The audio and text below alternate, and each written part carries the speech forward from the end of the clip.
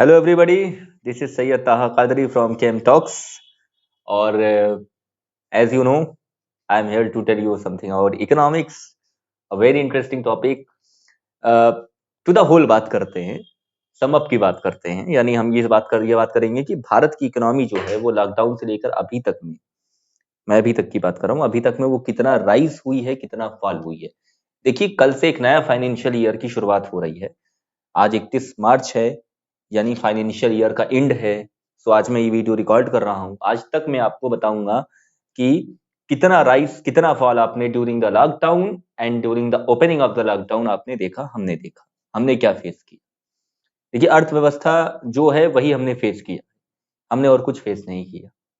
जिन्होंने corona face किया है उनकी बात अलग है। आगे बढ़ते हैं। इकोनॉमिक्स की बात करें तो सबसे, जब लॉकडाउन मार्च में लगना शुरू हुआ और फिर जून जुलाई आया, थोड़ा और पीक पे गया, अक्टूबर तक सबसे पीक पे था ये।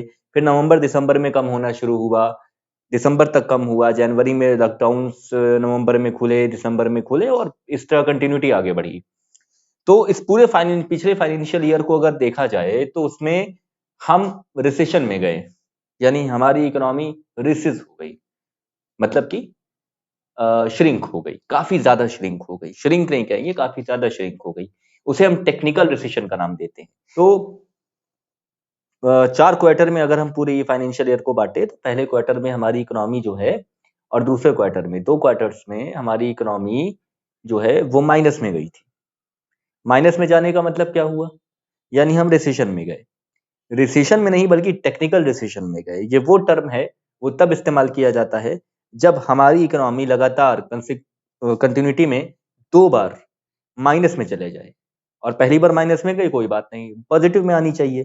दोबारा भी अगर माइनस में चली गई तो हम कहते हैं टेक्निकल रिसेशन, राइट।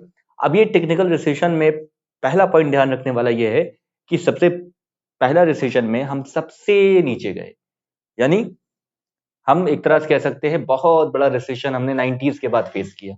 हम 21st सेंचुरी में जी रहे हैं, बट 90s के दौर की बात अगर मैं कहूं तो उसमें हमने बहुत ही बड़ा रिसेशन देखा था। कह सकते हैं ग्रेट डिप्रेशन जो 1930s में हमने देखा था वर्ल्ड में, दुनिया में, उस ग्रेट डिप्रेशन के बाद जो दूसरा सबसे बड़ा हमने पेंडेमिक के समय में इकोनॉमी का फॉल डाउन देखा है, वो इस पेंडेमिक यानी कोरोना पेंडेमिक पीरियड में देखा है।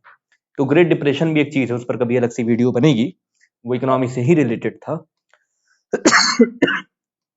सबसे इंपॉर्टेंट चीज क्या है, इतना सब होने के बाद, यानी इकोनॉमिक -23.9 गई, फिर 7 पॉइंट समथिंग माइनस में ही थी सब कुछ दोनों क्वार्टर में। तीसरे क्वार्टर में पॉजिटिव में आई।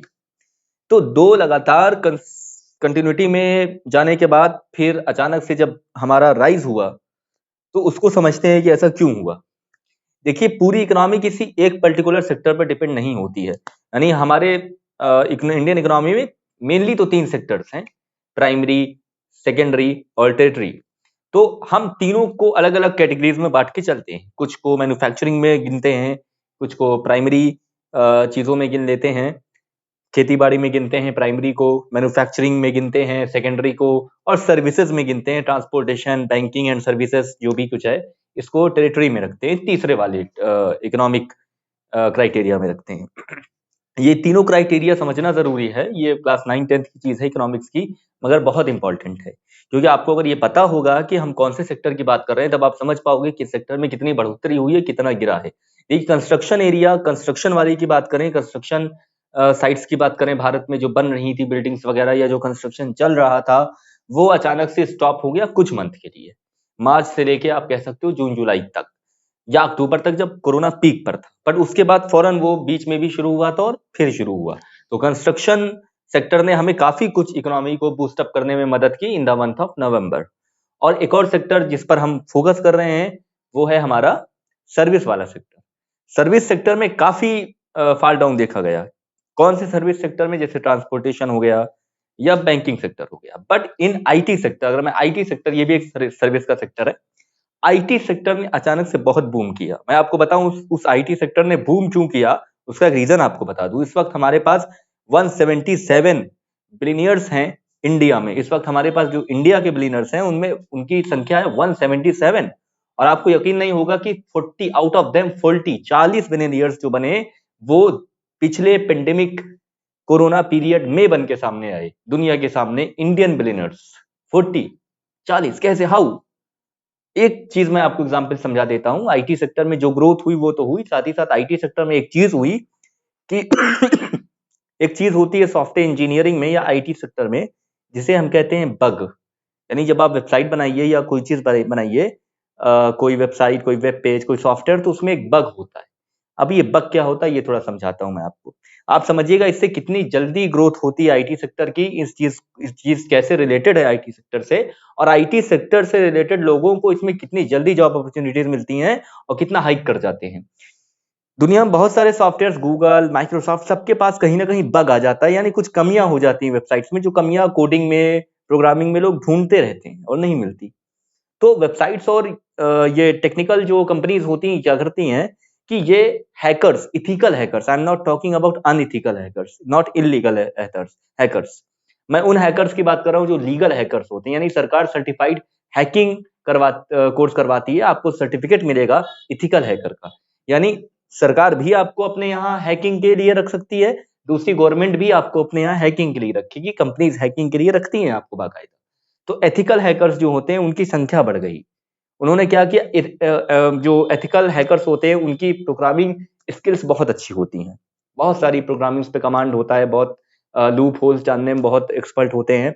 तो उन्होंने बग्स पर काम करना शुरू किया। सारे प्रोग्राम्स के, सारी वेबसाइट्स ने जिन्होंने उनको ऑफर किया, उन्होंने बग्स पे काम करना शुरू किया और लॉकडाउन में उन्होंने लाखों, और लाखों नहीं करोड़ों में पैसा कमाया in the period of lockdown.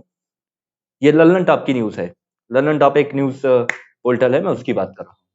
तो आप सोचिए कि उन्होंने इतना पैसा लॉकडाउन में कमाया, करोड़ों में उन्होंने खेला। और उसका काम कैसे होता है, आपको घर बैठे बैठे आपने बग्स ढूंढा प्रोग्रामिंग में, आपको उसके पैसे मिले, आपने किसी चीज की हैकिंग की, आपको उसके पैसे मिले, यू बिकेम अ मिलियनियर्स और बिलियनियर्स। तो आईटी सेक्टर में जो ग्रोथ हुई वो आप समझ गए कि किस तरह से होती है, और एक एग्जांपल मैंने आपको लाइव एग्जांपल दिया कि शब्दों में समझाया कि किस तरह से हैकिंग होती है। दूसरा जो मैं पॉइंट समझाना चाह रहा हूं, इतना टेक्निकल रिसेशन के बाद आप देखिए आईटी सेक्टर ने बूम किया।